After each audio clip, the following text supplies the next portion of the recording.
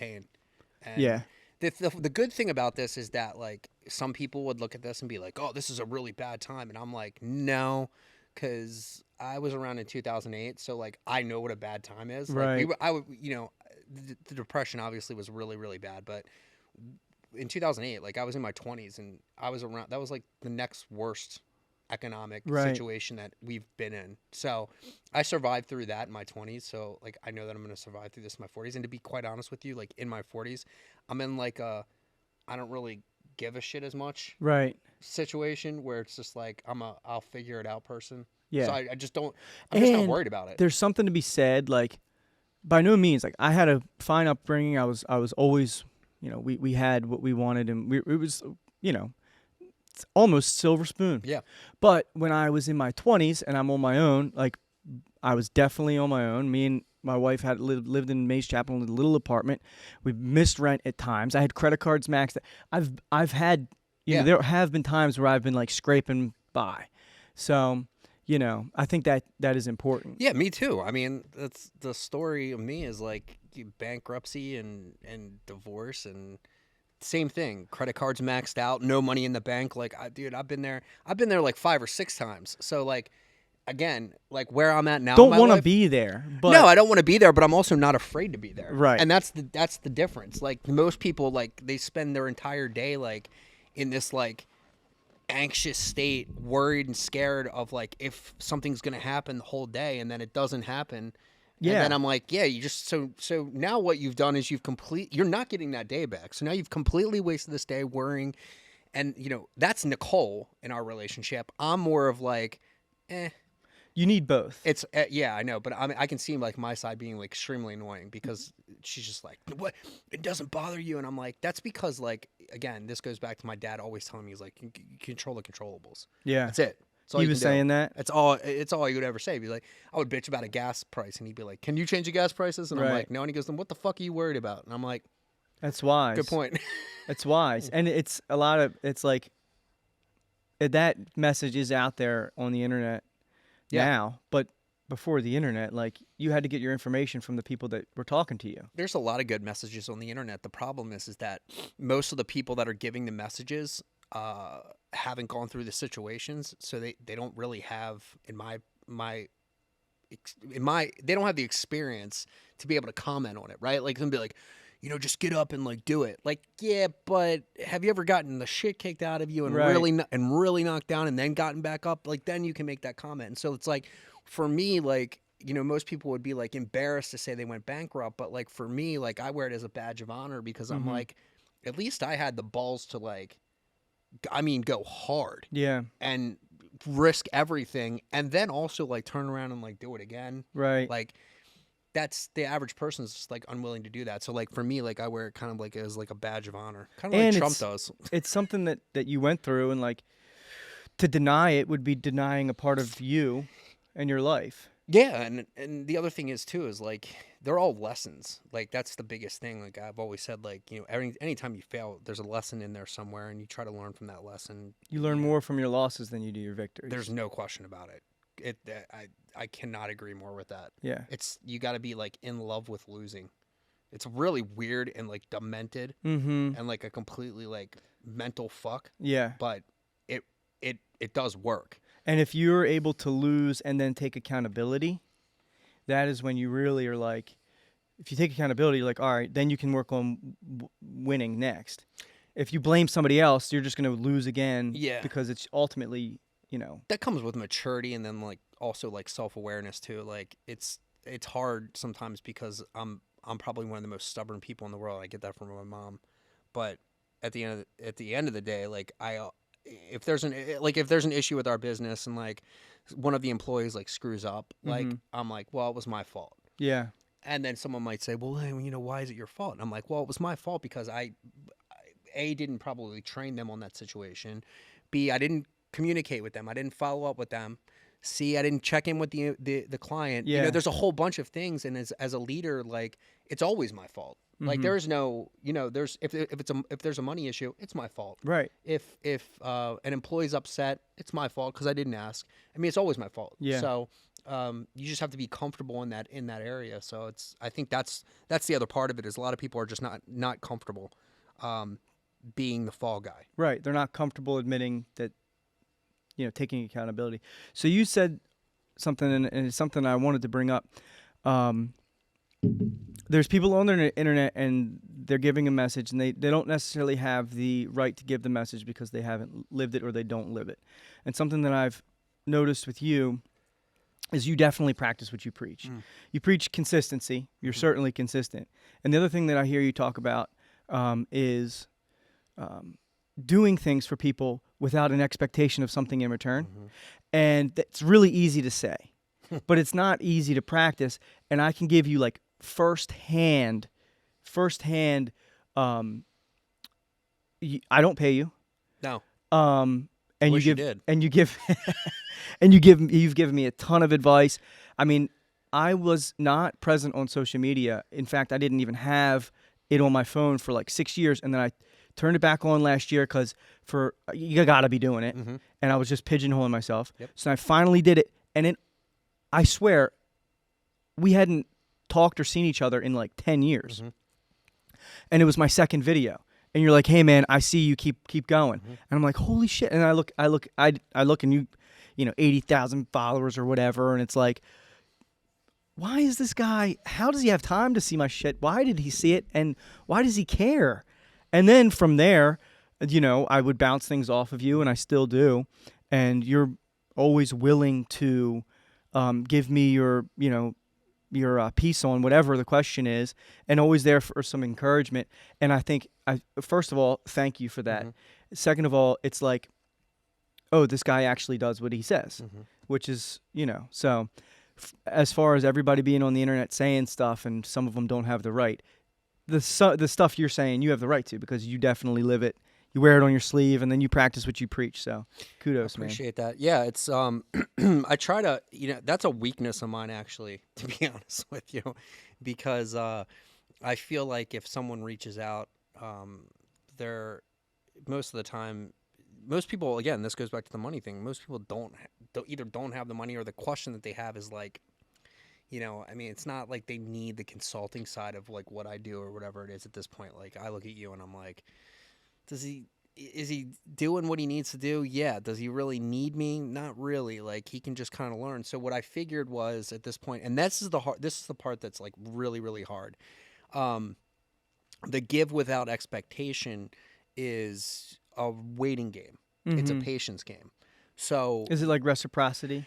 Yeah, because you have to basically, you have to give so much, and then almost cross your fingers and hope at some point that this person, because you've given so much for free, that this person is going to reciprocate right in some way down the road, whether it's like a referral or whatever it is, right? Like, hey, there's an opportunity that I think you might want to jump on, or whatever that situation is. And so I think that's where it's at. It's where it's and it's also paid off for me and given me a ton of opportunities. So I say yes more than I say no, but I also say no a lot. Yeah. If that makes sense. Yeah, sure. So, and I think the no thing has gotten like as I've gotten older. Yeah. But I appreciate that. Well, and I told Pat today, like, you got to, I mean, he should have, I mean, he's got a ton of followers, but all he does, people like looking at cool stuff. Yeah, man, I could spend hours in here. He just takes pictures of this, and people love it. Yeah. So, I mean, he could use, and his business, he does, I don't want to misspeak, but I bet you it's 80% or more of his sales are online. And that's probably really any retailer. Well, and he's single, so we know he has money. So he can't cry poor. Yeah, he's single. No kids. Yeah, no kids. Yeah, he's fucking loaded. Yeah, and yeah, it's ridiculous. The Pepe coin. He's like, oh, you got to get on this Pepe coin. I'm like, dude, I don't have money to throw at Pepe. He's got way too much time on his hands. Yeah, I get it. Yeah, and he's like downtown in some apartment. And it's ridiculous. The dichotomy between my 35-year-old lifestyle and a single man's 35-year-old lifestyle it's just absurd. It's dude, I get it. Like, I was out playing basketball with Renner last night until like probably like 7:00, and we were we were just making like a bunch of like, ridiculous jokes in front of Nikki, and like we said this. What did he say? He said, he said, "Dad, what's your favorite? What's your favorite band?" And I was like, "I don't know." And he goes, "I thought you liked Imagine Dragons." And I was like, "I do like Imagine Dragons." And he goes, "Imagine me dragging my balls across your face." And Oh my dude, god! this kid's 9 years old, but I fucking blasted out laughing. Nicole just starts laughing her ass Where off. did he get that? I have no, probably Somewhere. in school somewhere. I mean, he's gonna That's be solid. Yeah, it's a fucking great joke. I'm gonna use it forever. But I'm like sitting there playing basketball with him, and I'm sitting there like, if I was a single 35-year-old guy with no kids, where would I be at 7 o'clock? Who knows? Like, Yeah, I don't know. fuck. Like, what would I be into? So, it's a different lifestyle. You'd be extremely rich or extremely poor. There yeah. would be no like normal middle ground. I don't know what I would be. I think I would be out of control and probably very unhappy. Yeah. I can tell you that for sure. Like, Yeah. There's no question. There's like times where, Renner's like, I just posted about him last night and I never do that, but like Renner's like my best friend. Like there's. You guys play games to get video games? Yeah, we play video games together. Like he got me into Fortnite during COVID, and yeah, so now like it's gotten out of control. Have you always been a gamer? No, I hate video games. Really? Hate them. Really? Yeah, except for this one game. Like it's because he's so good, and like I actually enjoy it. Like it's an escape from the reality of like whatever you're dealing with in the world at that time, and I just played a lot of it and got like good at it. But he's really really good, so. And That's it's the something next you step. guys can do, and Yeah, it's something we do together, and you can be like, instead of being like, get off those video games. yeah, but it's enough like where like we'll play the video games for a little while, and then we like, yo, let's go out and like kick the soccer ball around, or let's go shoot. That's what we got. We just got the basketball hoop, so we're Nice. like stoked about that. So there's a good balance, right? Like he'll ride his motorcycle, and then he'll come in, then we'll play video games. So it's like all this like Yeah. yeah. I would say that's normal. Like, Yeah. that is normal. Like somebody that doesn't do the outside stuff and only plays video games, like you're going down a dark path. I could leave him on that video game though, and he would stay there Right. like all day. Well, There's no question. I definitely had those days in high school and college where it was like, oh my god, we just played video games for 10 hours. Yeah, it was like Madden back then, and it was out of control. Yeah. Yeah. Definitely.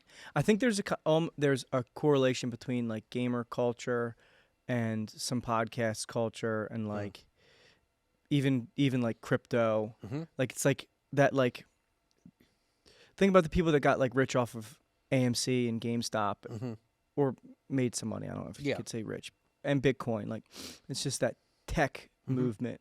And then setting up all these wires, like I probably wouldn't be able to set up all these wires and stuff if I didn't have to like grow with the wires of video game consoles. Well, did you teach yourself how to do this stuff? I had nothing. Well, see, I think that's awesome. I think that's one of the really like fun things about this is that you've set up something where I don't even know. I can't even remember if we had the conversation about the equipment. I think we might have or whatever. But at the end of here, we've got two very expensive mics. These are top of the line mics. Don't kid yourselves at all. You've got the what is it, the SoundCloud here, like the Zoom Track. the Zoom Track, yeah, Pod Track. yeah, Pod Track. Zoom Pod Track. You've got all this stuff set up, and you're creating really good quality content. But you taught yourself all of that. I'm sure you went to YouTube, Yeah. and everything else, and that's how you like taught yourself, right? And so for me, like when there's a lot of people out there that are like, now I guarantee you're getting like DMs from people that are like, hey, what are you using for what are you doing with this? What are you doing with that? People will like start asking you questions because you've done a really good job of like creating this mobile situation Dude, where you can all pick it fits up in that backpack. That's crazy. Yeah. And that's crazy to me. And the editing and the distribution and all of it. I mean, for me, like this is very similar to like someone who is a gaming content creator. Right. It's very similar. It's a lot of it is self-learning and self-taught and being, again, we were talking about being consistent. The consistency is the hardest part. It is the hardest part, and especially like, well, to back up a little bit, like, because wait, I'm sure your dad is probably like, you should be in the office. What the Well, fuck are you you know- interviewing Todd for? well, you know what's crazy? I think he thinks it's cool enough to like trust me that it is important for the business. Okay. I good. mean, he's 65, So yeah, you're on track with how he should think. But the first guest I had, or one of the first guests I had, was him. That was smart. Which, and he's, and it's, it's cool, and he's got a lot of great stuff. So he's been in the business since freaking 85. So it's like, but yeah, you're right. Like I could definitely see him or someone his age being like, "What are you doing? Like, why aren't you cold calling?" Mm-hmm. But I think this is so important. It is a way for me to connect and get out in the community and like tell people. It's like networking Mm-hmm. without having to go to those stupid ass I hate networking 'em. where you wear a name tag and Yeah. you're like, "Hi, what do you do? Hi, what do you do?" And it's like Yeah. 2 sentences, move on. I'm very socially anxious, so I don't like going to those things. Yeah. You wouldn't think that I am, and Right. every time I tell people that, they're like, "There's no way," like, and I'm like, "No, I really am." Like, I don't. This kind of situation, I'm very comfortable in, but like most of the time, I like can't be around a lot of people. If I go and speak, like, It's different. it is different, but even afterwards, I'm so tired, like emotionally. Mm-hmm. It's And they want to come up to you and they think you're going to be like this, like same guy you are on stage. Yeah, and that's like not necessarily the case. Like there's a lot of people like that know like when I'm up there talking like I'm at like 11 or 12 Mhm. and that's really like I'm really turning it on and then I come off and I'm like drained. And like when we're in Vegas and we do the Vegas show, it's like I'm so tired when I get off of that and How many people are at that Vegas show? About I mean total like how many people are you speaking to? in that room it's usually probably 400 or 500 people, and then there's a second one that I do, and then that one's like 1,000, maybe a little bit more. It's a lot of people. Yeah, and it's like and that's like a 3 hour. That's a 3 hour set. What? Yeah. So it's like me up there for. Do you 3 like take them hours. through like the whole journey? Yeah. I just shoot from the hip. Really? Yeah, it's fucking crazy. I've been doing this for so long that I equate it to like a concert, and I took a lot of it from like I've always wanted to be a fucking rock and roll star, Uh-huh. and was always jealous of guys like Ryan and Mike Rocco and guys like that because they're so fucking talented and they could just get up on stage and just go. And Dude, the last time I think we were together was at Joey's, yeah, and I he's still playing put and his singing. obituary card on my Christmas tree. Nice. That really hit me hard. I can't even explain to you how much I love that kid. I really wanted to. I'm happy that you brought up Ryan because I wanted to. We did not end our friendship on a good note. No, No. and it's whatever. But look, but the thing is, it's tough to talk about. But I knew that you were coming here, obviously, and so that is the connection. Yeah. Is It's funny. my cousin who we were within a year of each other in age. We grew up 10 doors down in Perry Hall, from the time we were, born until I moved up here when I was 6 or 7. And then he moved up here and we grew up together. And then you became very close with him, Yeah. worked together, very close, very good friends. And then he passed away. But I wanted Joe Sanfilippo. Mm-hmm. And I wanted to make it a point and hoped that we would bring up and say his name on this just because this is going to be recorded. Yeah. It's going to end up on YouTube. And his name will, be on YouTube. I mean, it's silly and small and stupid, but It's so funny. It's like, so there's a snowboard.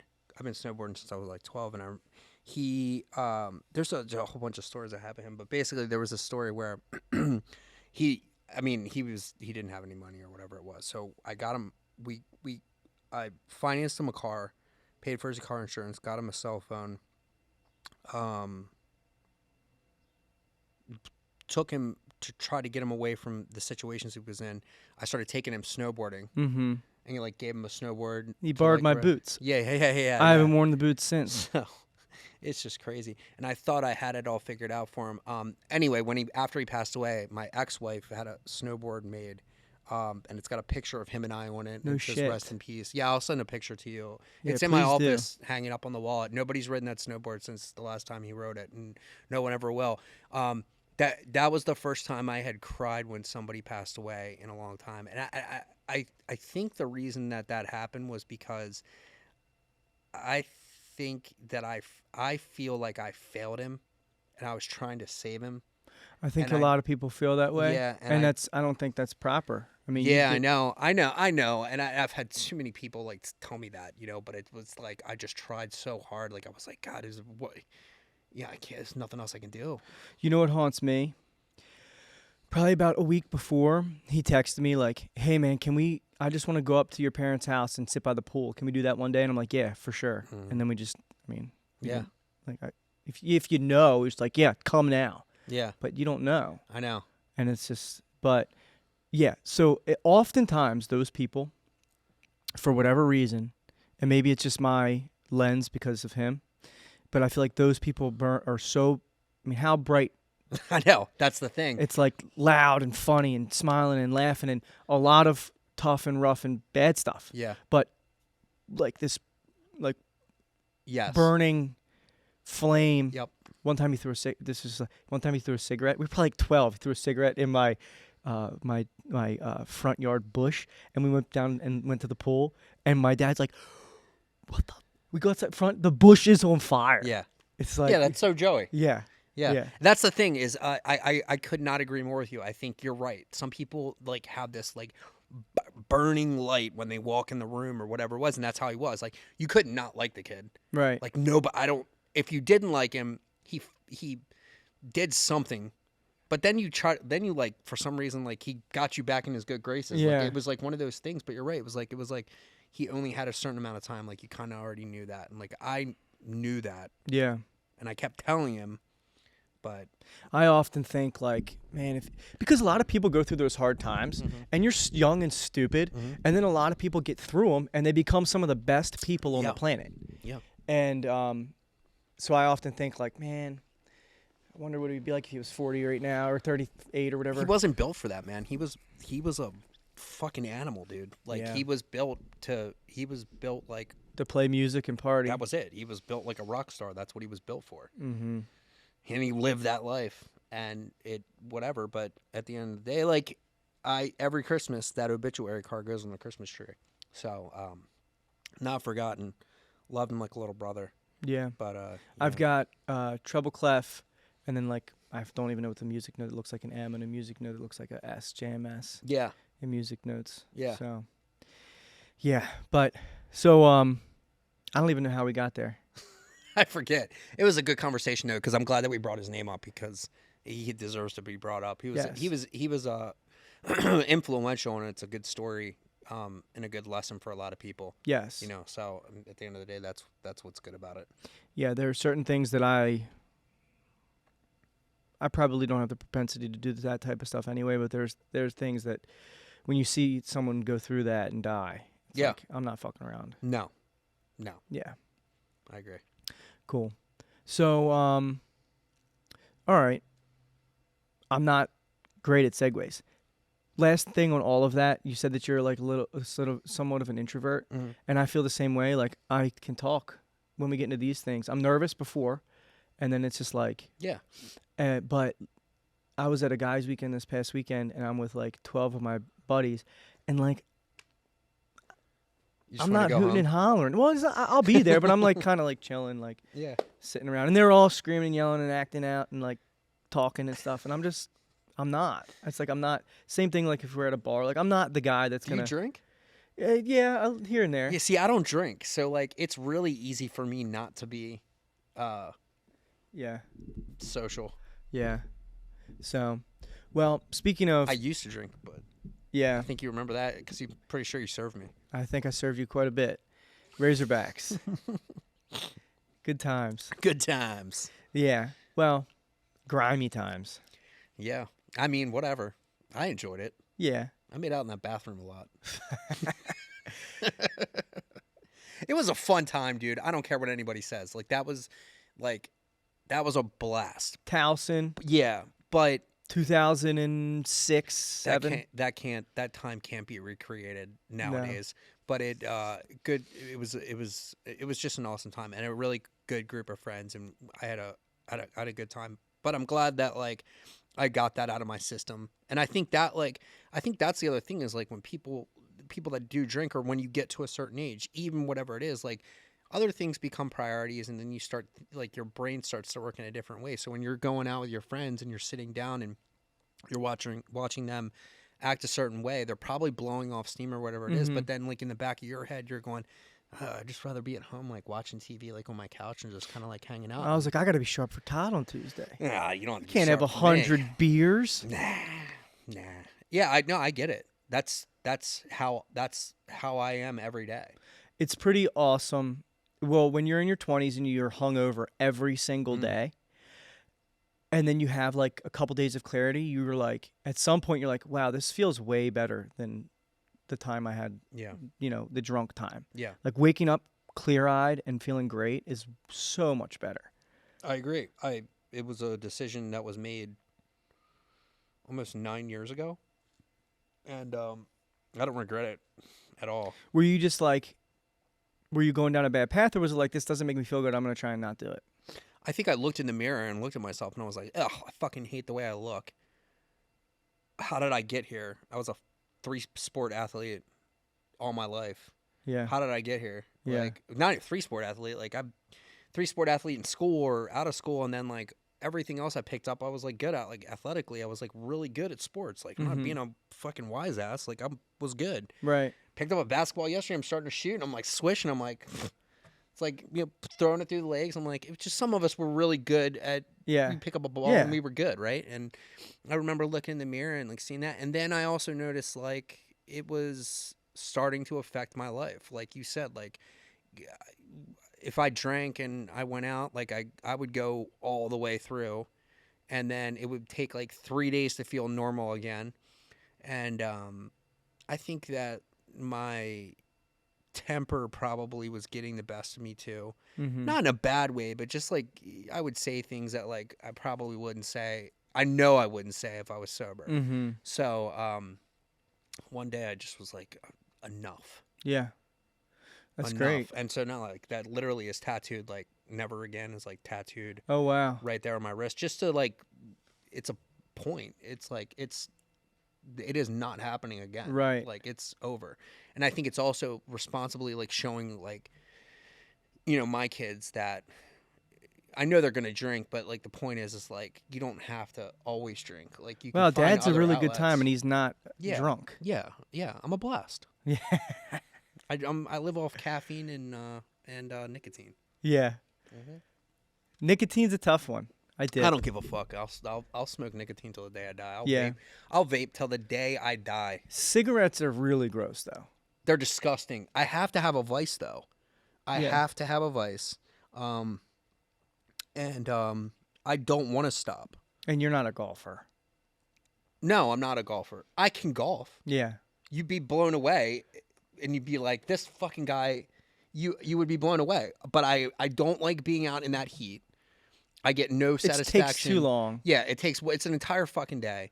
I'm sweating. I'm trying to hit the ball. The ball is going all over the place. Right. It's like and I'm with you. But a lot of people say golf is my vice. I got to do something. Golf is my vice. And it's like it's not. That is not my vice. But my uncle snowboarding. I like we still snowboard a lot. We snowboard all the time. Yeah, I missed that this summer. Well, this, I'm sorry, would this think winter. You would, yeah. This winter. I'm so confused. I drove a freaking Penske truck, 26-foot Penske truck, with all of our stuff down to Florida. 2 days after Christmas. That's crazy. And then but it's weird because you get down there and then it's like freaking 80 degrees every day, which is fantastic.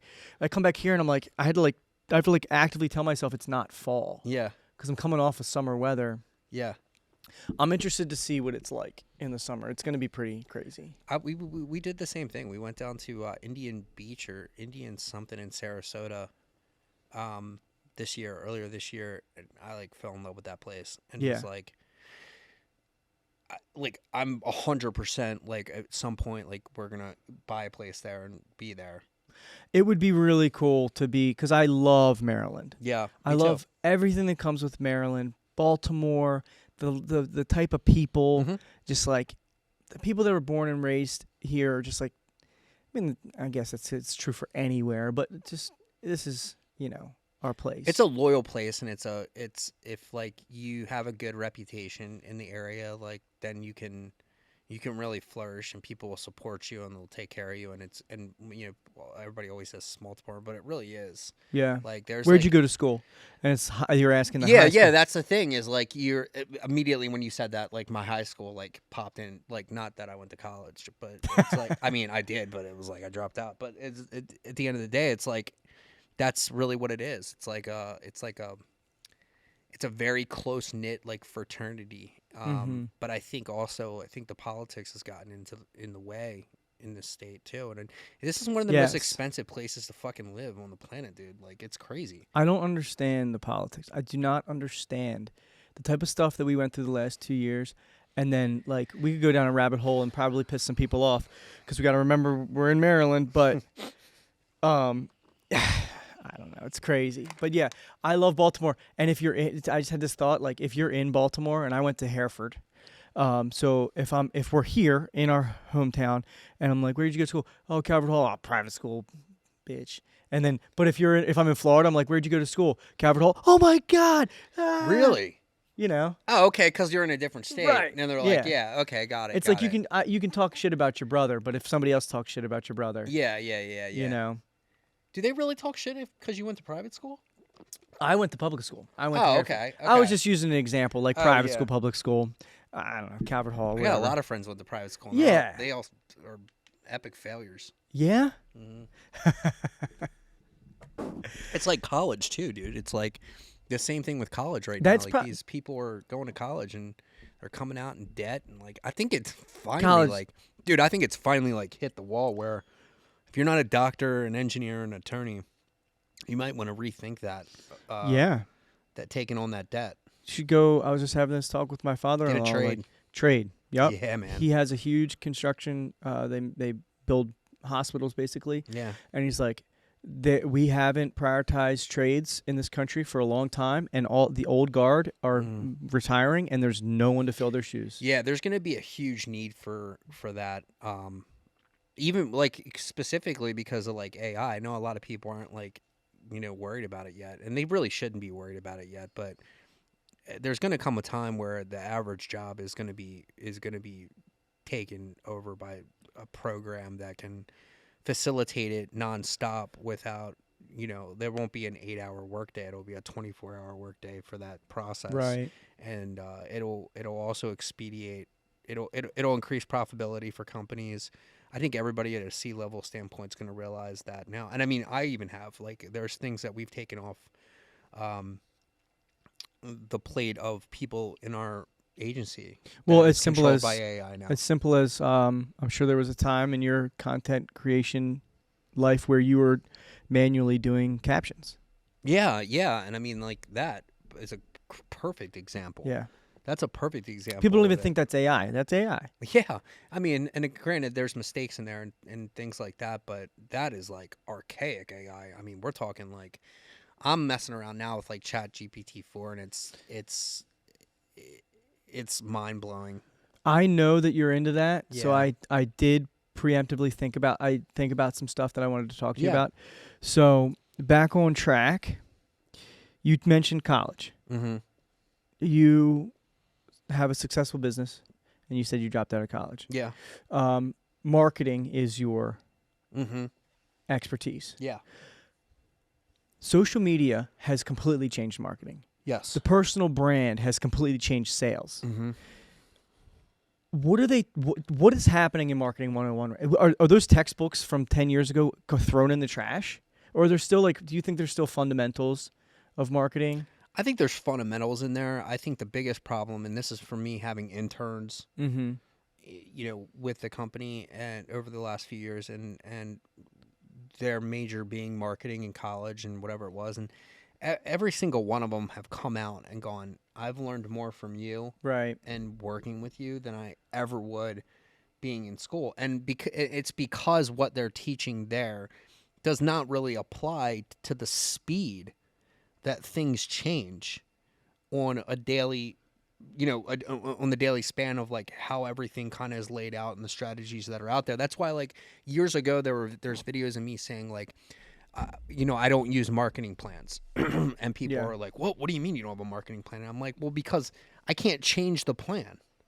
like a strategy, I can change things. I can move around, and with the plan, like you want something like steadfast, solidified that this is how you're going to do it every single day, and that's just not the case. Strategies, more foundations, and like a The target. foundations are be everywhere. The foundations are consistency. The foundations are those small little tiny things that can't ever be wavered. Uh-huh. The patience on growth, testing, Right. making sure that you're trying new Yeah, things and not that's a big falling part in. of your message. Yeah, and it gets lost in translation a lot for people because they want things to aesthetically look a certain way, and that's the problem. They want things to look a certain way. The problem is, one, the stuff that they're consuming doesn't look like that, and two, they're not respecting the platform, and I think that's what's also not being taught in the classes. Respect for the platform. A lot of people get to they want to go to a class, they want to learn, and then they want to do exactly what they're told. And that's like, but when you talk about testing, it's like test a different, style of content, whether it's podcast style or like camera in face or whatever. And then as a noob, I can speak to like, I definitely want things to be perfect. Yeah. And for a while it was like, I like Googling what is the best time to post. And it's like 7 a.m. I'm like, all right, everything has to go out at 7 a.m. And then get to the point where I'm like, you're less fragile with your content. And it's more, it's like, all right, like I want everything to be like a hit or be awesome and loved by everybody. Right. And it's not going to happen. No. And at some point you get over that and it's like, you know what? I don't care. I'm going to post this at 4 p.m. because it's ready and because of why not? Maybe we'll see that 4 p.m. is great. And then a 2-minute video or a 10-second video or, so it takes a lot. And like, I still very much want things to be perfect. And it does frustrate me sometimes when like, I'll like spend a day on something and I'm like, this is the most creative thing I've ever done. It's awesome. And the camera's perfect and the lighting's perfect and the everything's perfect. I freaking edited the captions. They're perfect.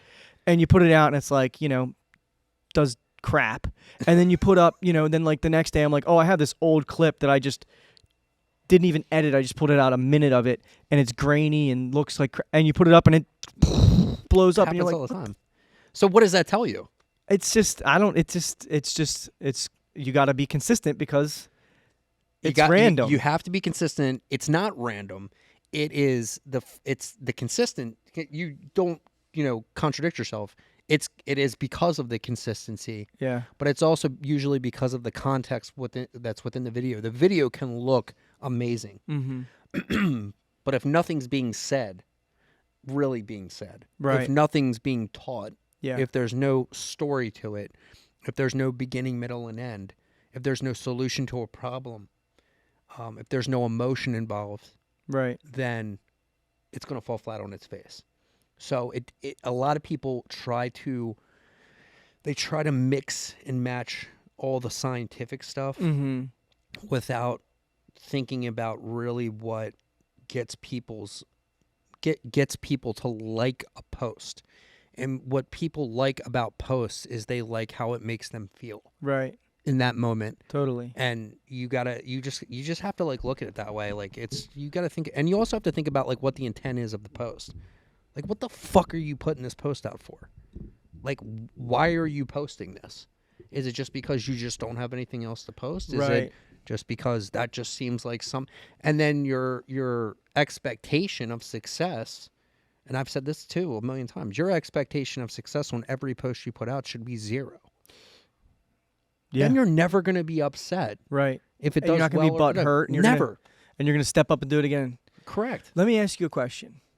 How do you toe the line between being consistent and posting enough and not just posting for the sake of posting, like you see like the people like just having my coffee, call me, and it's like that's just where's the, or do you just post that? Yeah, you do, because again these are like that person's following might really enjoy that person is just posting the coffee thing and doing it. The other thing is that person's actually posting. So a lot of the times where like I'll see people, they'll be like, I can't stand watching that person's stuff or whatever it is. And I'm like, yeah, but you watch it because you're telling me about it right now. Yeah. So they're obviously doing something right. Tell me you comment negatively on it. Yeah, right. And they don't, right? Those are like the invisible followers. Those are the people that like they hate from afar, but they still follow you. Like, love those people. Yeah, But I wonder how many people hate me. that's such a horrible thing to wonder. I know people hate me. And it doesn't come from a place of What percentage of people do you think hate you? got to be like 70%. No way. Yeah, 70? and I will, and I'll tell you why. Because I'm antisocial. Because I don't like if someone will invite like Nikki and I to a party, and I'll be like, I'm not going. Right. And so like immediately they'll be like, oh, Todd's a dick, And then the other thing is like, I think the success online probably has something to do with it because they're probably like, why is he there and I'm not? And like he's tattooed and has a yeah, loud mouth. a loud mouth. He seems like an asshole. Like, and he says, he has no filter. And I think there's two sides of people. There's a person that really loves that type of person, and there's the people that just cannot fucking stand that type of person. But I think the people that hate that type of person, it's because they wish they could do those things. Not saying that, oh, you wish you were me, but No. like, I wish I could say, fuck the world. That's right. I'm going to be me. That's right. And I think a lot of people, that is a really tough decision to make in your life where you literally say, like, I don't give a fuck to anybody. But once you do that, there's no going back, and you're immediately going to get hate out of it. So, no, I do believe that, like, 70% of the people that meet me, like, honestly, like, cannot fucking stand me. But I'm cool with that, because yeah. the rest of those people, man, some of the most loyal fucking Right. people, friends. 1,000 super fans. I'm cool with that. Yeah. Over 100,000 casual fans. Yeah. So, that's a really good point. And I don't think 70% of the people don't like you. But Shoot, I do. I was going to say, like, you know what? You don't want to be liked by if you're I just liked don't by care. everybody, you're not doing something right. I just don't care. And Nicole says it to me all the time. She's like, you just don't care. And I'm like, I just don't. Right. I really, really don't care. So, I think about being 90 a lot. yeah. I'm dead serious. And I think about that all the time. And I'm like, if I was 85 years old right now, I'm looking at my dad. My dad's 82. And if I was 82 right now, like, I really wouldn't give a shit what the fuck I said. Right. And I'm really getting close to that, like, now in my life where I'm just like, I'll burn it all down. I think that there's a parallel to the people seeing the loudmouth tattooed guy have success and then being like, I want tattoos, but I got my corporate job. Like, it's the same thing as people that got vaccinated and regretted or mad at people that didn't get vaccinated. Yeah. Like, there's people that are like, God, I wish I just would have, I knew deep down I didn't want to do it, and I did it, and, like, I compromised myself. So, like, there's a lot of people that are compromising themselves every single day, all day. Ronald Reagan had a quote a long time ago, and I can't remember, I'm trying to remember exactly what it was, but I remember he said, like, I think it was like, I'm the government and I'm here to help. Mm-hmm. Don't worry. And I that's a live with me forever. I'll say it straight. I don't trust either side. Oh. I don't trust the government at all. I don't think they want you to be successful. I think that being successful now is like, it's almost like, it's so funny to me. It's almost like if you're successful, and it doesn't matter what you look like, what ethnicity you are, whatever it is, you get successful, immediately there's a target on your back. Immediately you're being penalized. Mm-hmm. It's almost, they're making it where it's like, it's almost smart of you to just not be successful. Just be under the radar. Just to run under the radar and just not be too successful. And that is so awful. Because that's not the way that this country was built. This country was built on people that just, like, push the limits and were absolutely fucking insane. And savages. They were just crazy, dude. And it's like, what happened? What happened to those people? They're gone. Mm-hmm. They're just gone. There's still some people out there that are like that, and I try to kind of keep that spirit alive by, like, literally just saying, like, every day, like live like I'm like 82. Like there's nothing to lose. Like I'm surprised Rogan hasn't disappeared yet. mm, he's too careful. Yeah. You wouldn't think that he's careful, but he's careful. He's careful enough not to offend the wrong people, and he can also be apologetic at times. How have you been listening? You listened to him for? Have you listened to him? Yeah, again, I just think with age, he's becoming more and more protective and and I say conservative. I think he's always been kind of that way, but I mean, I just don't think he's pushing.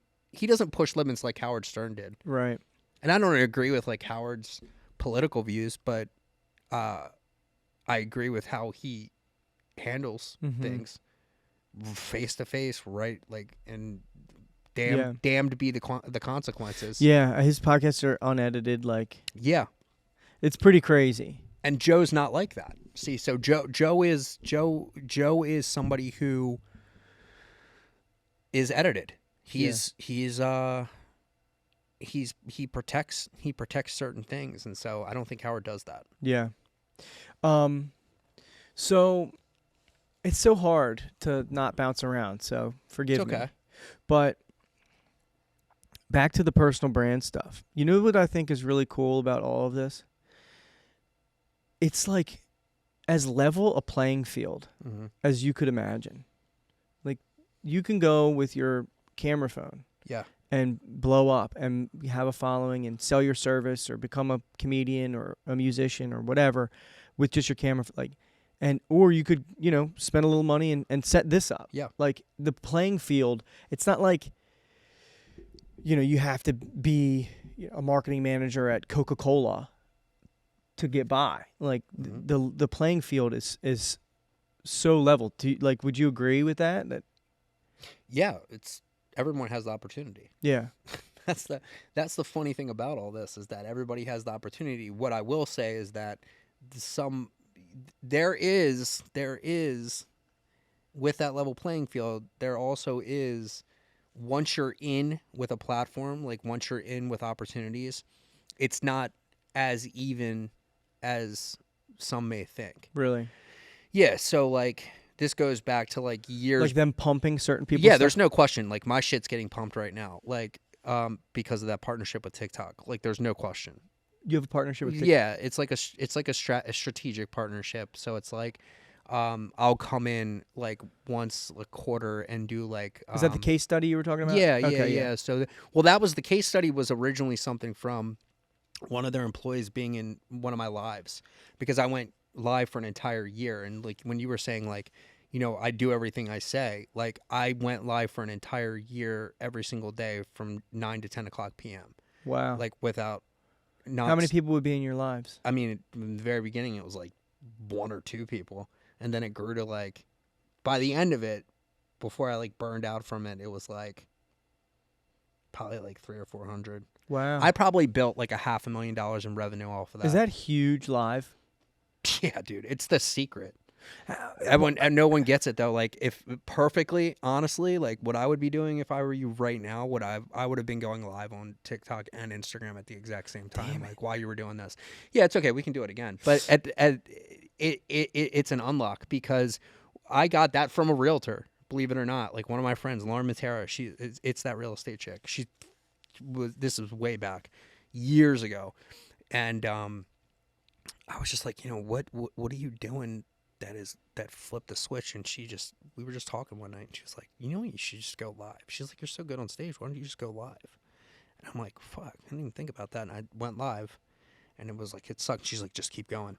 And I just kept going, and I did. It sucked, but I did it for an hour, and I put the time in, and then again, somebody came that was in there from TikTok. I get an email from this guy's name was Joey Salas, and I'm like, this is bullshit.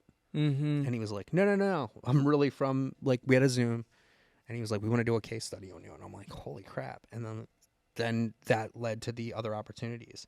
And so what I will tell you is that when I do certain videos for them, there's no question. Yeah. I'll put a piece of content out, and I'm like, there's no grab it and like. Yeah, I'm like, there's no fucking way that this video should be getting organic, 30,000 views. There's no way that this video would get a 30,000 views. There's no way. Okay, so what I meant by like level playing field is like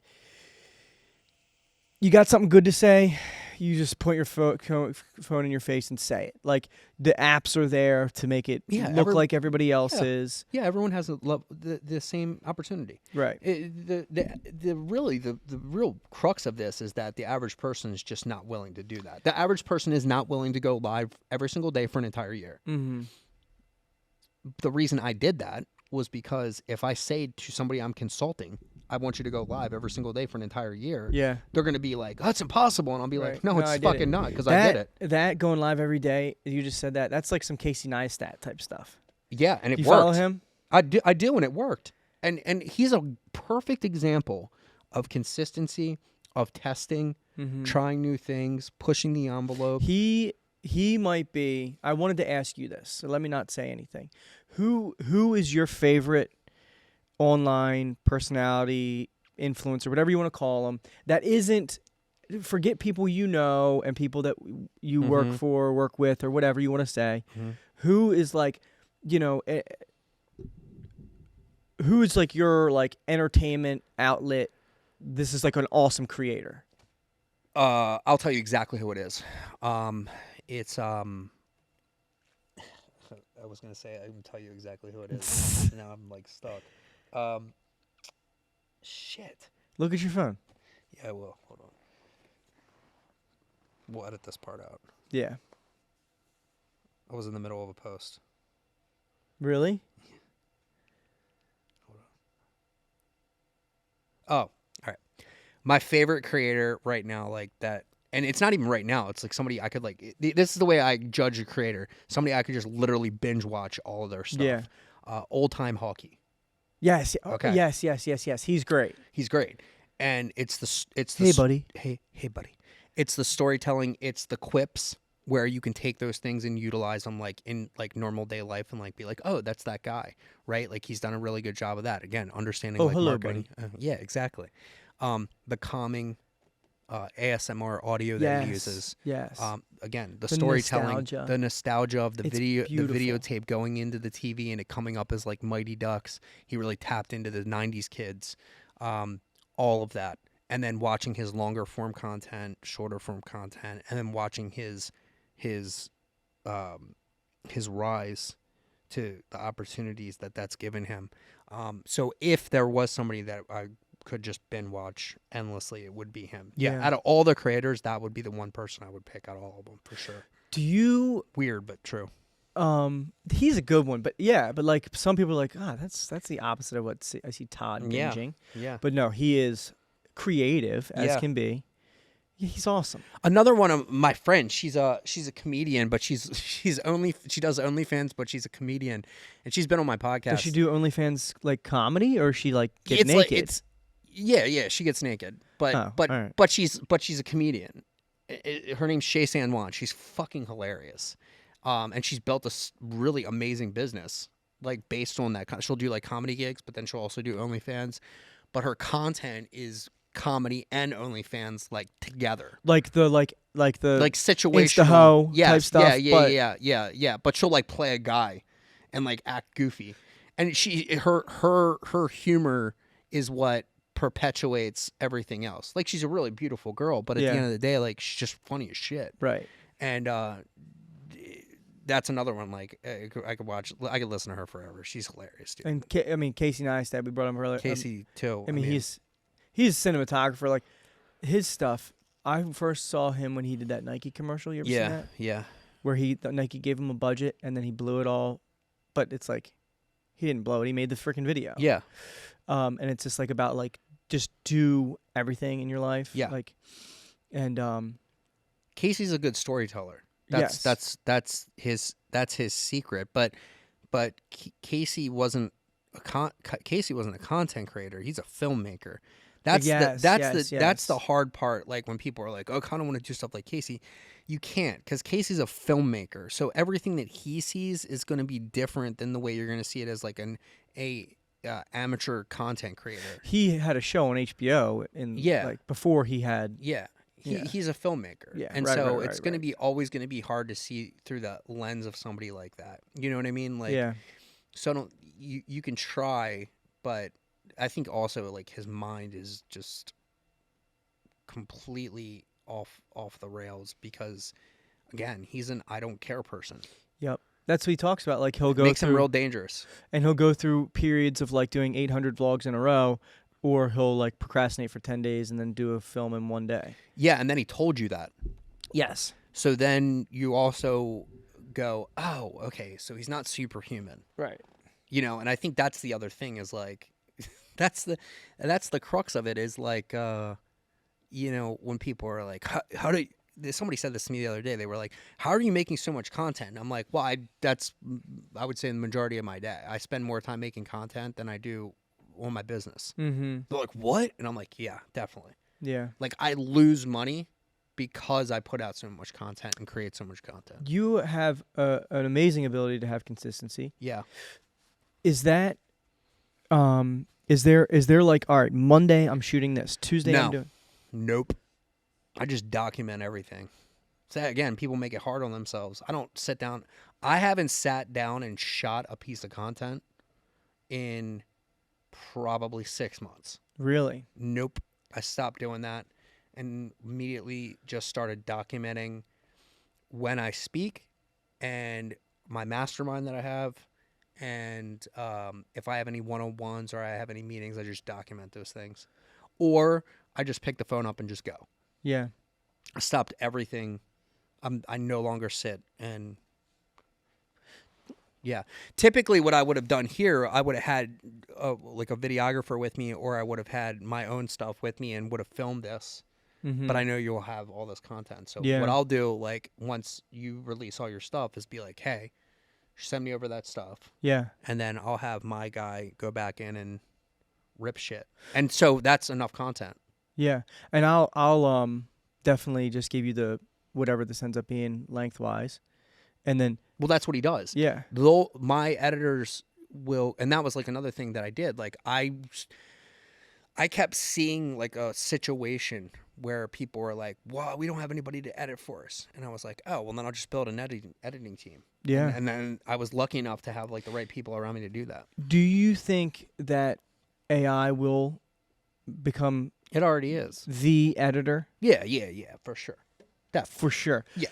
Do you know what? But do you think? All right. So for editing for like this type of thing, For the average person, yeah, it's already there anyway. but like There's for an already AI artist, there's already AI that'll edit this entire podcast. right?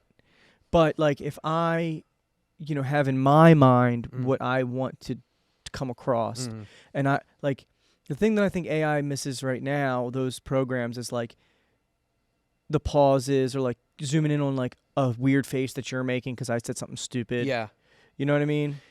There's maybe always I'm gonna. wrong. Well, no. I don't think you're wrong. I think the average person will be like, "I'll just use the AI stuff." I'm not gonna do that because I want to continue to, like, you see, like my stuff right now, right? Yeah. It's that there's a moment in watching your stuff where you go, this is different. Yeah. And it's there's like the black and whites. Yeah. I got sick of watching everyone's posts look like Alex Hormozzi's. Yes. I was done. Yeah. I'd had it. Yeah. And and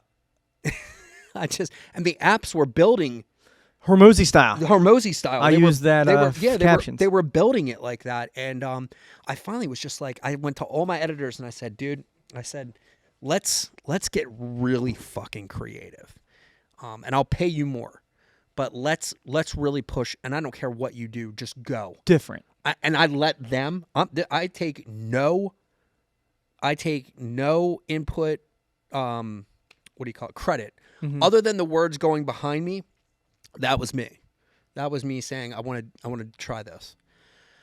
But other than that, I gave them full creative freedom. I said the ripping and yep, like I said take the hour. I said take the hour of the content and go do whatever the fuck you want. Yeah. And I'll put it out. And what I was trying to also show was that these editors have the ability to just create.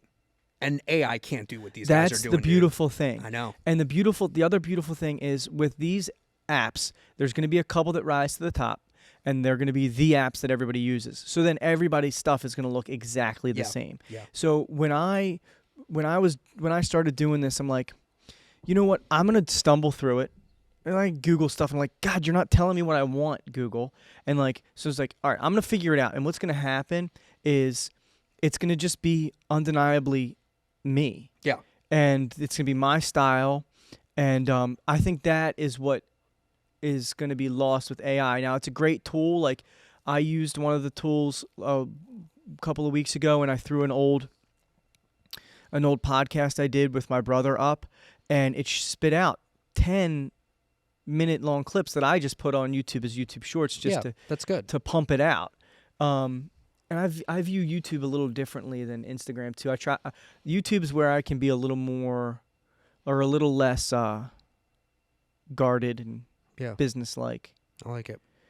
1 second. I gotta piss. Yeah, it's If I don't piss, I'm gonna fucking drive myself crazy. You see the scoreboard? Yeah. It's under the guest. What a weird thing to say. The bathroom's under the scoreboard.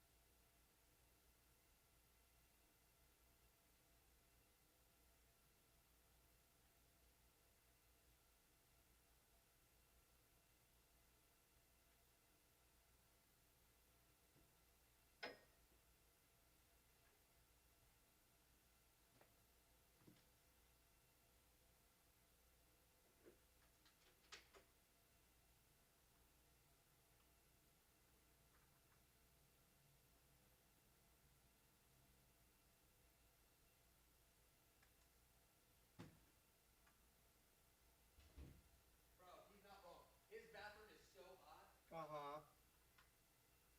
And it's from those miners. Yeah, for sure. So, when I first started doing this, I did it in my office.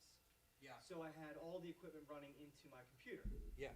So the computer charged everything, but then I got to Florida and I'm like, all right, I need a podcast studio because podcasting makes me happy and I think it's good for the business. And I was looking around at all this stuff. So who did you find to create this from? To create the setup as you see Your it. mobile podcast studio. Well, it was out of necessity. I think you should make a video about that, about the equipment you use. I bet you that video would do really good. Yeah, I probably should. Because you're levels above other people's podcast content. A lot of people and loan officers, they're awful. Well, You could create a whole business out of this. Just so you know. I know. I want that to happen. So why don't you just do that? No. No, but you could do loans. You could do loans. And then you also have this thing like on the side until you build it up into another thing. But what you do, here's a great example, right? Ready? This guy, I'm sure, would not give a fuck. Right. You have a place like this, and you go, hey, schedule 10 a.m. at blank whatever on Monday, only on Mondays and Tuesdays. He's closed. When does he close? Monday and Tuesday? Monday. This is a fucking podcast place. Right. There's your fucking business right there. And people come in, they pay for the time, the film, this, that, and everything else. They pay for the people to edit it, and it's done. All they do is come and sit down, do their podcast with their guests, and it's all set up. That's it. Send it over to my fucking editors. Have my editors fucking edit it out for him. Deliver it to him. There you go. Yeah. Dude, I'm just telling you, like, this motherfucker doesn't give a fuck what you're doing at Monday and Tuesdays here. No, he doesn't. And he's like, hello? Something happened. He's like, can you hear? Test. Yeah, I can hear myself. Testing. Yep, Yeah. we're good. I don't know what that was. So, this whole I'm in Florida and I'm looking for office space for the purpose of getting out of the house and working, Yeah. but also for the purpose of having a podcast studio. And I'm looking around and everything's just way too expensive. I don't have a budget. I'm already negative whatever it costs to do this because I haven't made a cent off of it. You know, maybe I've done some loans for people. I don't know, but so we go to a farmer's market. And I'm walking around, and it's a bunch of people. I'm like, all right, this is kind of cool. Maybe I'll try and set up a podcast studio at a farmer's market, interview the people that are walking around and the vendors. They're all interesting people. So then I went around to all the farmer's markets in Florida. Well, not all of them. I went to like 5 of them. Yeah.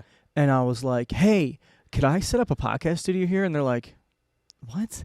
No. And then I, finally, and they're like, you're not a farmer. You can't have a stand at the farmer's market. And my line was, I'm not a farmer, but I'm trying to grow a podcast organically. And they're just like, they don't get it or they don't like it. But finally I found somebody that said yes. Yeah. And then I was like, shit, somebody said yes. I have to figure out how to do this in an outdoor setting. I can't have my computer plugged in out. Right. It's just too much. Yeah. So I just freaking. And it looks awesome. And a lot of the time, thank you. A lot of the time I'm wondering like, how many extra steps am I taking that like a professional will be like, you don't need to do this, this, this, and this. Just do this. But like, I don't know any better, which might be a great thing. Well, that's why I said I think you should make a video. I know that I would watch the video all the way through, but you should make a video about how you created this setup. Yeah. And just do that. And see, that's the thing. That's what I was just trying to tell you about, like the storytelling. People like that process stuff. Yes. So much. Like I remember I made a video like one day. It was just off the cuff, like with my phone. I didn't even. It wasn't like film anywhere else. It was just my phone, like me pointing. And I was like, "This is how." This is years ago, by the way. Like this is how I film, and then edit my videos and then post them. Yeah. And people were like, because everyone it. was trying to figure it out. And finally, like I just showed them, and they were all like, "Wow!" And then there were people in the chat that dropped in, and I remember they were like, "Hey, you could do this, and that would cut out that part, right, for you to have to do that." And then so honestly, like, if you did that, I think you would have a lot of people go in and be like, "Yeah, you know what? You could also zip line this and zip line that, and you wouldn't have to do these 2 things or these 3 things, and it would make it so much easier." And you'd be like, "Oh shit, yeah, okay, I didn't even think about that." So, I don't know. I just like I like somebody sharing the process of like what it is, because it's impressive for you to have been able to have the conviction to be like, I'm going to start a podcast. I'm going to interview people. I'm going to leverage their audience. Super smart. And I talk about that all the time too. Like it's the only reason you should have a fucking podcast. Like you talk about ROI. You're going to post this on your social media. Right. Am I going to share it? Yeah. Of course I'm going to fucking share hopefully we do the collaboration. Of course. Well, yeah, and that's what I'm saying. Like what you leverage, right? Well, that is why I initially asked you, kind of tongue in cheek. Yeah. Because you posted like, "Hey, you want to leverage? Start a podcast and get somebody that has a following on the podcast." And I commented on that post. I was like, "So do you want to be on my podcast?" Yeah. And you were like, "No." And I was like, "Motherfucker." I say no to everybody. I say it's so like my podcast is different, right? Because I started like leveling up. I started leveling up the people I was bringing on. Like it used to be like clients that I would potentially want or whatever, and then I started reaching out to like celebrities and like actors and stuff like that, and it started to work. Yeah, and, they were like actually like responding back. I don't know how I was getting through to them, and sometimes you just got to take a shot. Yeah, and so I've been really lucky. Like a couple of the people that I've had on, like been really cool. Like Brandon Novak from Jackass, and wow. Lead singer of Bowling for Soup, Jarrett Reddick, and him and I become really good friends. What was their song? 1985. Yeah, but that was written by Mitch Allen from SR-71. Right, SR-71. John Allen and Mitch Allen actually wrote that song, and they're from Baltimore. Right. Baltimore has had some good there's a cool music scene in Baltimore. Yeah, well, I mean, right now it's Mike Rocco's sister's husband, Alex, is the lead singer of All Time Low. So my wife lived with Alex. Yeah. So they did it, and But I think Wait, Alex is the wife's name, right? no, Alex is the guy. My wife did not live with him. I can't. Lisa Lisa. is Mike's Lisa. sister. Yeah, yeah. I just think it's funny that she married him. It's so funny. It's just crazy. I ran into him at the direction. Super Bowl, Ravens Super Bowl. Yeah, I've heard he's like a super nice guy, and like, which doesn't surprise me at all because the Yeah. Rocco family is like probably one of the nicest families you'll ever meet. Yeah. Like Mike and I were very close. We're not as close as we used to be, but we were very close for a really long time. And I just remember like him and Mitch both were really good musicians and really good songwriters. Mm-hmm. And Mitch went on to like write some amazing stuff with like Butch Walker and guys like that. And then you've got like surf rock in Baltimore, which is weird. Like, you know, you ever hear like Can't Hang or yeah, like Luke and those guys.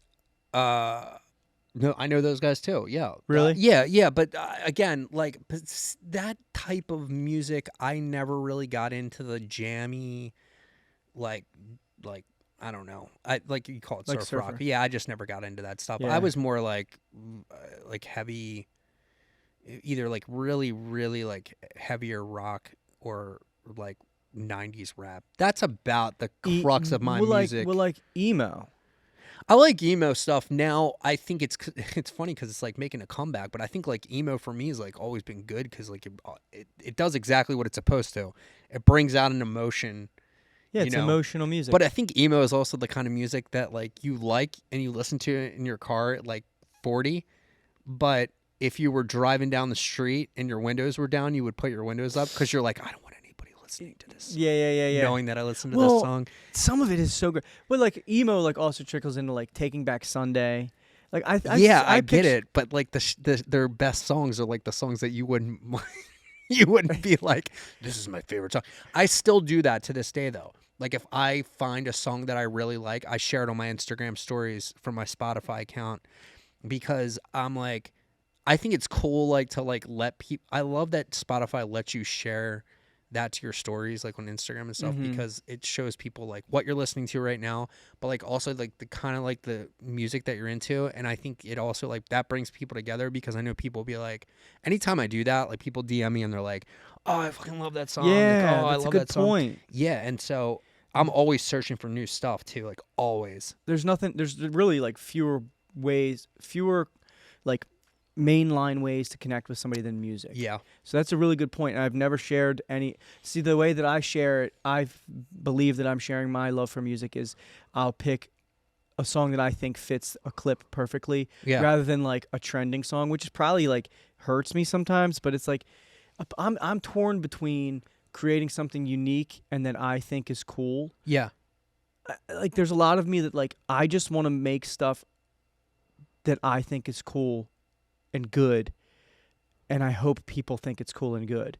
Versus like, but there's also part of me who's like, all right, dude, you got to start implementing this because this is about business. Yeah. So it's a two-sided coin. I mean, at the end, you know, for me, like when we stream, we'll stream like Fortnite live on TikTok, and you know, even Nikki will say like, "Why are you streaming Fortnite?" And I'll be like, "I'm streaming Fortnite." Even if there's only like, I think at some point, like when we were doing it like consistently, there was a lot of people in there. But even if like there's like 3 or 4 people in there, like I don't even care because I like it. Right. So like I just do it because I like it. Yeah. And you can laugh and make fun of me or whatever it is, but like that I do it because I like it. And like I don't feel like talking about marketing when I'm doing that. Yeah. I don't feel like it. But if you ask me a marketing question, I'll answer the marketing question while I'm playing. But you know, I don't have to be on 24/7. I don't have to do that. That's not gonna whatever. So, so there are things that you do for your as a creative outlet, and just because you simply want to, like that's. Everything I do is because I want to do it. I say that to. I mean, I've walked away from deals. Like I walked away from a $4,000 a month deal where I was only had to work for this person once a week. Damn. For an hour, and I walked away from it because they wouldn't listen to me. Yeah. And so I tell people that in the very beginning, like when they do business with me or they sign up with me for anything, I'm like, if I don't feel like you're doing the work or I don't feel like you're listening or we're on the right path or whatever, like I'll leave. I don't care how much money you're paying me. I'm just I'm that's not a fear for me anymore. Right. Like, Which is the like ultimate freedom. yeah, and it also makes me like dangerous because they know that they have to, when they show up, they've got to work hard, Yeah. right? Will you give people like we'd be like, hey man, you're not doing the stuff I'm you're Oh, not 100%. Yeah, all the time. Yeah. All the time. Yeah. So it's not like you're like, I'm gone. No. No, I mean, because I charge a lot of money. Yeah. So You the provide expectation is I'll be, that's why like the mastermind's only 10 people. Like that mastermind's only 10 people. If someone leaves, then I can replace them, but it's only 10 I wanted people. to get in that so bad. Yeah, well, dude, it's just a tough time. I get it. And it's one of those things where I created that specifically for people that couldn't afford the one-on-one stuff. I made that mastermind for people that couldn't pull the trigger on the one-on-one, but like could afford this portion of it. And that's cool, man, because like that was like me. That's Jason and I. So that's Jason from Team Gary Vee. Like Jason and I's. Is he his videographer, like personal videographer? Yeah. He's actually Jason's like Jason's like the head of V Friends, and Jason. No shit. Yeah, and so like all the long form content that you see on YouTube, like the long like the Empire of Things, like that video that Gary did and all that stuff. That's all Jason's editing, and then like. So he's up in New York most of the time. No, he's in Amsterdam now. He was just in New York at VCon, and now he's the head of the Amsterdam office, the VaynerMedia Amsterdam office now, and he's like head of VFriends now. The media, like part of it. Yeah. Wow. I know. He was like his right hand man though for a really long time. Like it was Did he go to Jason. film school? Like how did he get into that? No, he didn't go to film school at all. He just started editing. He started with this was all relationship based. There was the guy that he was filming for and doing edits for met with Gary in New York. Jason was there. Jason was filming Gary and the guy that was currently employing Jason. And so he was there because that and guy Gary like basically stole him from this guy. Because Gary probably was like, wait, I need somebody filming me. Well, he already had D-Rock, but like he could see the talent in Jason because the guy basically was like in the interview was like, oh, I can't do any of this without Jason. And Gary like looked at him and was like, that's really freaking. Well, that's the like, just do everything and say yes to everything. Yeah, and then so him and I started a relationship. How did you link up with him? So I put a post out and Team Gary Vee shared it a couple years ago, and that's how we originally started like our like friendship. And then he came onto the podcast after that during COVID, and we were just like bantering back and forth. And then we were like, hey, you know what would be cool? Like, why don't we, because we do this all the time, like, why don't we just have like a mastermind where they're getting you and me at the same time? And he was like, yeah, that's cool. That is cool. Let's do that. So is he like, he's like the technical camera type, editor type in the room? Yeah, but he's also like, he's like heavy like on personal brand creative. Like he's got a really good like insight on what works from like a human behavioral standpoint. So him and I are very synergistic in the way that we think. Yin and yang kind of. No, like we're very synergistic in the way that we think. Yin and yang on the way that we deliver the message. Implement. Yes, but very synergistic in the creative process. I'm a little bit more outside than he is. He's more of like a he's more analytical. Right. Yeah, but it's a good team. It's good to have. Yeah. That's man. I hit you up and like I don't know if you remember, like you put it out and I was like, dude, I'm in. And like I was like, it was like I don't know, it was morning. I was like working out, so I'm like all hopped up on endorphins or whatever. And then it's like, wait a second, I don't have money for that. Sorry, dude. It's like, but yeah, dude, that seems like a cool group, and those things are important. There's realtors in there, man. You could have been making deals the whole time. I know. I know. They're realtors. There's a mortgage guy in there now. The realtors that are in there are sending him deals. Yeah, no shit. And these guys sell, dude. One's in Virginia Beach, one's in Ohio, and the other one's in Maryland. So of course they do. You would have made back your money easily. I know. I don't talk about it. But all All right, so we're probably an hour plus in. Yeah. So we'll I'll let you wrap it up. But one thing I wanted to ask you, and we talked about AI. We talked about. So, do you think that ChatGPT will integrate with CRMs, and like, do you see that ChatGPT taking over like the text marketing communication between client and, at least in the beginning of the sale process? I'll give you two examples. One, it already is. Yeah. So for us on our software side, so we respond to reviews for our clients' customers, right? Right. All the responses now come from artificial intelligence. They're no longer do we have human agents commenting back, unless there's a situation. No longer do we have to deal with an employee responding, Right. or a customer. So it automatically, Can a review comes you in, ChatGPT like will go in and respond to the review. can if you it's like refined. turn, is it like a be an asshole, don't be an asshole dial, or like not that, but like, you know what I mean? Yeah, They're like, I mean, yeah, it gives you like 4 or 5 different options. All my person has to do is go in and click through the options of that what's there, and then just clicks go, and it goes. Now, on your to answer how it would work on the other side, the way that you would do that, and you could do it right now if you wanted to, and I actually do it. And what I use is an app called Notion, and Notion is like an idea application, very much like a notepad, right? Where if I come up with an idea, I'm like, I'll put something in Notion right now and go, hey, I need to come up with 3 ideas for my blah, blah, blah, blah, blah, blah. Notion will immediately send a zap. I'll use the app called Zapier. yeah. Zapier will send a zap to ChatGPT. ChatGPT will then run the answers out, and then that will send a zap to Google Docs, and it will send the AI, the ideas and everything. It'll send it over to a Google Doc, and when I get home, there it Whoa. is. It's sitting there in the Google Docs, ready to No go shit. for me. Yeah. How much of that was like is like proprietary to you, like, or are those plugins? No, anybody can do that. Those aren't like Yeah, anybody can go to Zapier.com, Zapier. This is not a paid promotion. I'm not sponsored by them, but anybody can go to Zapier, and Zapier has got integration abilities to create what's called automated actions. So you could hook up Zapier to your CRM. So it could be Zapier to ChatGPT to your CRM. Yeah, I need to do and that. it could automatically send out like emails. You got to sign up for the premium version of Zapier, but it's, again, these are the things that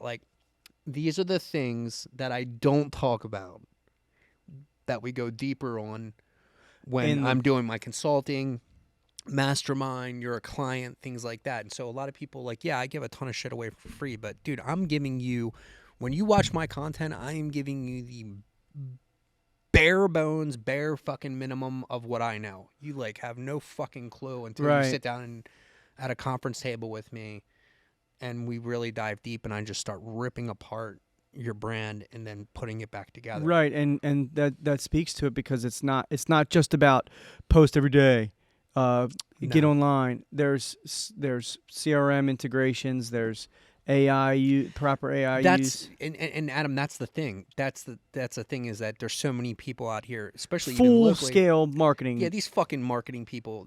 First of all, I'll point this out to you, because I'll even bring this up. These fucking realtors that act like they know about marketing, they don't know a fucking thing about marketing. They don't know a fucking thing about advertising a business. They don't know a fucking thing about running ads. They don't know any of that shit.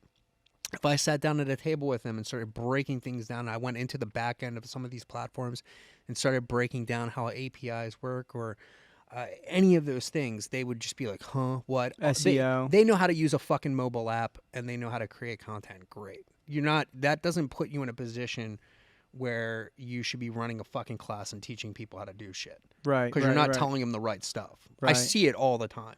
I don't comment on it. I don't say anything, but I see it. And it's bullshit. Is there anything worse than somebody who doesn't know the right answer, but will, with conviction, give you an answer? No, there's nothing worse than that, because they're doing a disservice to everybody in that room. Yeah. And that's the thing, is that every single thing that I talk about, I back it up with evidence. Right.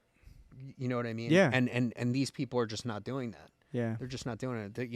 It's just endless, man. It just blows my mind how many people out there are just verbally vomiting that they know what the fuck they're doing. Yeah. And they just don't.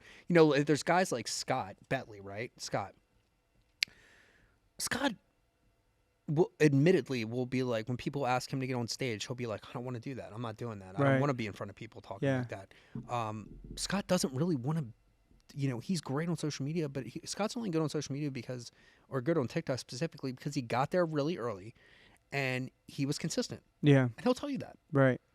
You don't see him chest beating himself that he's the best and this, that, and everything else. He could Yeah. easily do that, but he doesn't do that. So you got to respect people like that in the industry too, because they're not jerks or assholes. Right. They're just doing their own thing and they're staying in their own lane. And I think if more people knew how Scott really was, they would realize that like he'll admittedly say, I'm not like a social media fucking genius, dude. Right. He's like, I just work really hard at it. And your company, social media would be surface level to the full marketing. Yeah, that's the easiest part, is the content creation and the posting. That's the easiest part. Yeah. It's the breaking down of the processes inside. Mm-hmm. So that if someone were to leave, or someone gets up and moves away, or someone gets pregnant or whatever, it's building out those processes correctly and properly. Mm-hmm. That's what we do. Yeah. And then running the ad side from the back end. And that, again, this is where people again get screwed up. They don't realize also that a part of growth on social media is a paid strategy and an organic strategy. Yeah. Those two have to coincide for pure success. And the average person's not willing to do that. They'll go, "Oh, I'm stuck on 200 views." And I'm like, "Cool. Do you have a paid strategy in place?" No. Yeah. Well, then what do you then explain to me why you're putting out the content? Right. Well, I don't know. So your hope marketing is what you're telling me. Yeah. You hope that something happens. You hope that you go viral. You hope that you get a lead. Hope is bullshit. So, again, this is the difference between me and then this person who might just run like a social media marketing media class or whatever, or is 50 years old and starting her own marketing company, or just got out of college and is starting in their own marketing company. Like, great, congratulations, happy for you. There's having a marketing company, and then there's running a business. Mm-hmm. And I will tell you that there's a big difference between those two things. Yeah. Having a marketing company, yes, is some people could do it. Also, being a business owner is completely different. Running a team, all those things, and then really understanding it. Like, the average person's not going to be able to get down and sit down at a table, go head to head with me. Like, they're just not. Well, plus realtors have to do real estate. Yeah, that's the thing. And so, like, loan officers have to do loans, and I've just been really good about picking the people that I do business with, and the people that I do business with are like all in. Yeah. Who, if you don't want to answer, you don't have to. But is there anybody in the Baltimore real estate market that's killing the social media game in your eyes, that's doing a great job? I like Chi. I like a lot of the stuff that Chi does. CHI. Yep. Like a lot of stuff that she's doing. Let me see here. I like While you think a little bit about the guy from Cummings and Co. I don't know. Shit. I'm on a Keller Williams algorithm. Chi, I was in-house lender for the Keller Williams in Canton. Yeah. And probably 10 years ago. Yeah. He was doing this kind of stuff. Yeah, and he's been doing it, and she's so TJ Darpino, another great guy. Him and I work really close together a lot. He does a lot of the videography for a lot of these realtors, and he's man, talk about an undervalued asset. He just got a podcast going, right? Guy's unbelievable. Yeah, he's good. Yeah. He's good. I wish he would be more consistent too, but you talk about just an epically underrated content creator. Wow. But she's really good. The Blazer team, Derek Blazer, love when Derek and Joe and those guys and Mike Reuter get together when they do Yeah. some stuff. I've always loved Mikey's stuff. You know, again, Lauren Matera, it's that real estate chick. You know, Lauren's always been just an absolute force to be reckoned with. Like you want to try to be like somebody. If you're a real estate agent and you want to look at somebody and how you would do content, that's how you would do it. Jess Welder, really good. Yeah. There's just so many of them, man. Annie's team goes for it pretty Annie hard. Balzerzak's another one, yeah. And TJ works with her, right? And I know Annie, and she's really, really good. And again, so Annie gets it too. Atlas. Atlas is a client, so Nick, yeah, they're my client. So they're turning it up. We do their editing. Yeah, I wonder why they're showing up a little more. They got a guy named Sam in house who's love Sam. Sam is shout out to Sam. He's really sharp. They're lucky to have him. He's very detail oriented. He gets it. Pushes the envelope. Greg and Nick are awesome. I've known Nick since I was in middle school. Really? In fact, I got kicked out of my house when I was in high school, and his mom took me in. And No I way. lived with Nick for a while when I was in high school. Yeah, He's a good man. him and I talk a lot. It's crazy. He was on here. Yeah, he's fucking awesome, dude. I love Nick. There's just there's so many of them, man. There's a lot of people here that really, really get it, but there's a lot of people that like aren't willing to turn the volume up on it, and like some people just do, and that's what sets them apart. You know what I mean? Like Lauren and Derek and Nick and all those people, what sets all of them apart, like Mike Reuter, like all those guys, like they have fun, and and again, no expectation. They're just doing it for fun and just for attention. But the attention works, and the attention then creates movement, and the movement then creates deals. And like, if you go into Atlas specifically, you can tell those guys, they're good at their job, but they are enjoying it. Yeah. And like, who doesn't want to watch somebody enjoy? So document it. Yeah. Document you enjoying the process. And I think that's what they're doing. And yeah, those guys are great. So that's awesome. And then they were great. I'm sure before they were a client of yours, but it shows like there's a brand, like there's a there was a difference, right? Like and that's by design. Like Sam had a vision in his head, and he unfortunately is in a situation where he's like, I'm doing a lot, right? Again, like I said, they're thankful to have him, and he goes, I need to be able to have somebody I can trust that I can outlay this stuff to, which is really hard. It is, but at the same time, when you have a good proven track record, it's not hard, right, to be able to go, that's the person that we want to do business with. And I think that's where like my thing came in with the real estate people, where it's like they were looking for somebody that they could go to that would pick up the phone at 2 a.m, or somebody that had a proven track record in this area at least, that they can go to. They can say, okay, then if he tells me that this is the way to do it, then this is the way to do it. Yeah. And there's a reason why he's saying that this is the way. There's evidence to back up that claim. So, and there just was nobody here like that. Yeah, there isn't. So that's awesome. Well, thank you so much for joining me, man. Man, awesome. Love it. I'd love to have you back. We'll do a whole different setting. Yeah. We'll live it or whatever. We gotta live it next time. We'll go live. We gotta get you on the live train, because can you only live with your phone, like your cell phone? No. TikTok actually has a streaming option now, so like I can stream TikTok lives from my desktop. So yeah, that's big, because then you can use any camera. Yeah, but you could use an iPad and a phone. You could use. That's what we'll do next time to make it different. We'll do it. Yeah. We'll do a live podcast. Yeah, because then you can ask people can ask questions. Yeah. Right, and then you can that's a completely different kind of episode. It's like, right. You can do a live where me and you were just talking. We're not like, oh hey John, Yeah, but then people can ask questions. So like Billy could be over there and be like, Does hey, it ding. Pat. Or Pat could sit there. I just made up a name, Billy. I didn't think his name was Billy. I just made that name up. Yeah. But like, hey, Pat, and Pat could say, hey, Adam, Billy has a question. You know what would happen if Pat was doing that? He'd be laying there looking at the phone, asleep. and he'd be like, oh, hey, Todd, Billy's got a question. That's cool, though. I like that. And then he'll be like, and we'll be like, wait, there hasn't been a question in a while. And we'll be like, Pat, questions, dude. He's like, oh, I'm sorry. Oh my God, we've got 10 questions. That's like the best type of content, man. Yeah. That's the stuff that always works and does really well. So Yeah. I like it. All right, man. Well, this is mobile, so all of my things are dying. Yeah, all good.